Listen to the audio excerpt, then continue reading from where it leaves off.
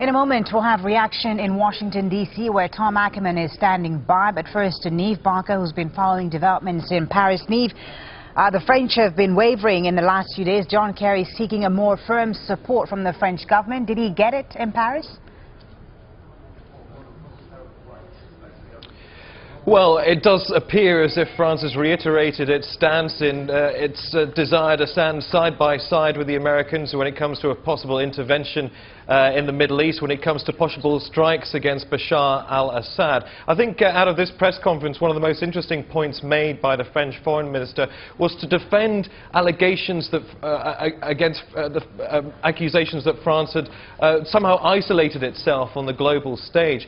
The foreign minister made a very long list of examples of how members of the EU, members of the G8, G20 and Arab League were now widely joining a kind of broader coalition in support of taking some kind of action. But what he failed to mention, of course, is that no other states other than the French and the Americans have actually gone so far as saying that they will militarily intervene.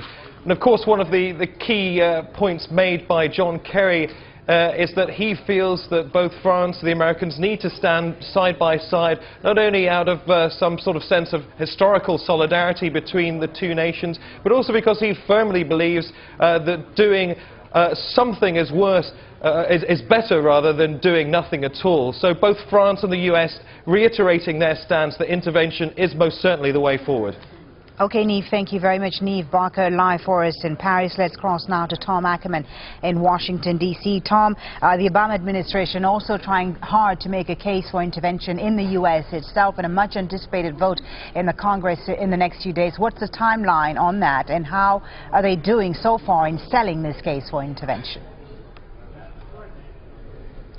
Just a few minutes ago, the White House reported to media here that the president was briefed today by his national security advisor about the ongoing contacts with members of Congress, trying to convince those who are leaning against, undecided, or firmly against any kind of authorization from Congress, making the case, the kind of case that the president repeated in his weekly address to the nation, videotape address to the nation, which was broadcast again today on radio and television here.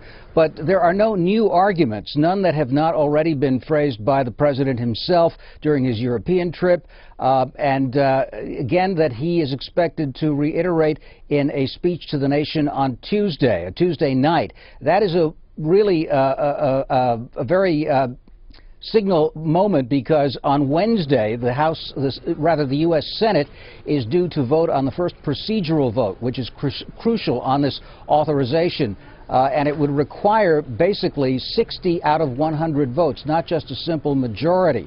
Right now, the majority leader of the Senate, Senator Harry Reid, has said that he thinks he will get the 60 votes. But beyond that, we don't know at all what the outcome is in the House, where, according to one count by the media here, it's running 6-1 against voting for authorization, at least those people who are leaning against or firmly against, 6-1 versus those who say that they're on record favoring the president's position. Tom, we heard some very strong language from Secretary of State Kerry in Paris just now. He talked about the lessons of the Second World War. He talked about Munich. Who do you think that message was intended to? Was it for an international audience, or perhaps more for the people back home?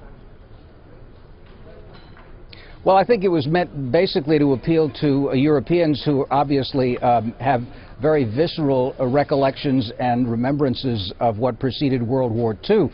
But he used the phrase, a clear and effective response to the Syrians. And the question is here in the United States whether that clear and effective response is at all indicated by what the president has said he will do, because there are no details, given the fact that the president has made firm assurances that there will be no American boots on the ground to follow up with whatever kind of strike the Pentagon is planning, that would be actually an effective response in a war which, to many Americans, certainly those who are opposed to getting into a military intervention, regard this as an internecine fight among various factions within Syria, and not the way that Secretary Kerry has portrayed it.